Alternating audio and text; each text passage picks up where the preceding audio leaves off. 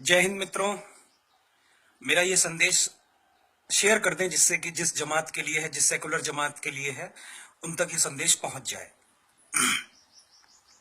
कई लोग देश में हिंदू मुस्लिम एकता की बात करते हैं, लेकिन मेरा उनसे सीधा सा सवाल है कि आप इसी देश में रहते हैं।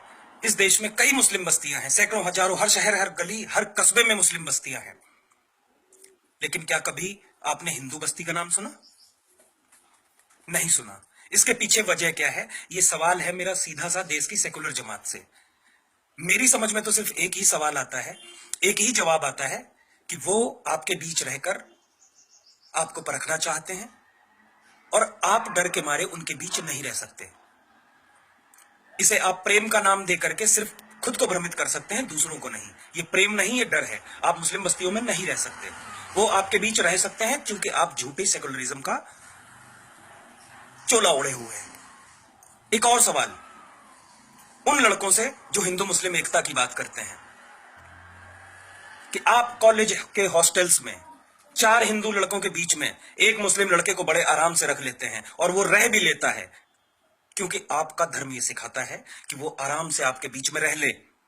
लेकिन मुझे वो रूम चाहिए जिसमें 4 मुस्लिम लड़कों के बीच में एक हिंदू रह रहा हो। आपको नहीं मिलेगा।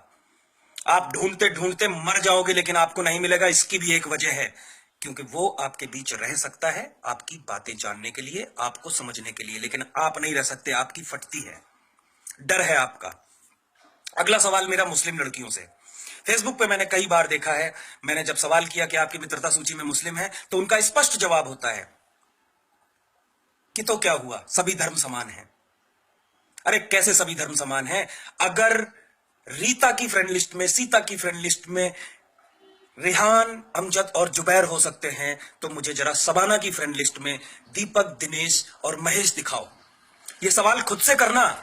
ये मुझसे, मैं सिर्फ बोल रहा हूं, आपसे सवाल कर रहा हूं। मेरा कोई उद्देश्य नहीं है आप पर थोपना, लेकिन हां, मेरा उद्देश्य है आपको वास्तविकता के मूल से अवगत कराना।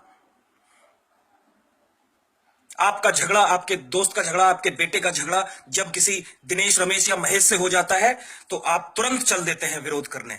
लेकिन वही झगड़ा जब जुबैर, अमजद और अहमद से हो जाता है तो आपके मन में एक भय क्यों उत्पन्न हो जाता है? आप जब एक सुनसान गली से गुजर रहे होते हैं और सामने से एक व्यक्ति आ रहा होता है भगवा चोला पहनकर या सामान्य कंडीशन में, तो आपके मन में भय उत्पन्न नहीं होता, डर उत्पन्न नहीं होता। लेकिन क्या हो जाता है तब?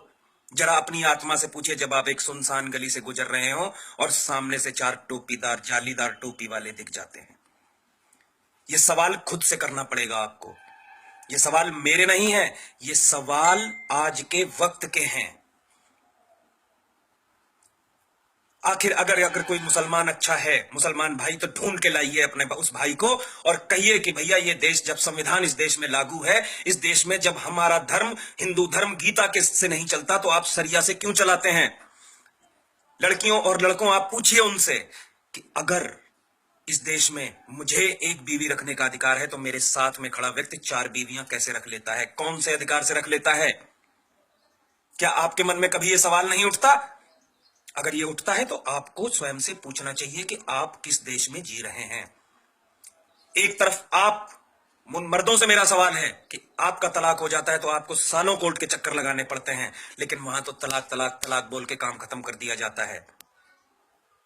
कौन से कानून के हिसाब से?